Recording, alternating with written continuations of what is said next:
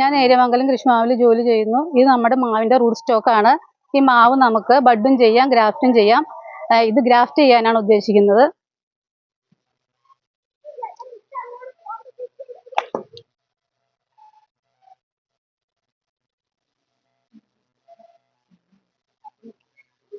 ഇത് നടുവെ വെച്ച് ഒരു ഇഞ്ച് നീളത്തിൽ പിളർക്കണം. പിളർത്തിയതിന് ശേഷം അതിൻ്റെ നമ്മുടെ സയോൺ എടുത്ത് അത് രണ്ടു വശം ഒരേപോലെ ചെത്തി കനം കുറച്ചെടുക്കണം.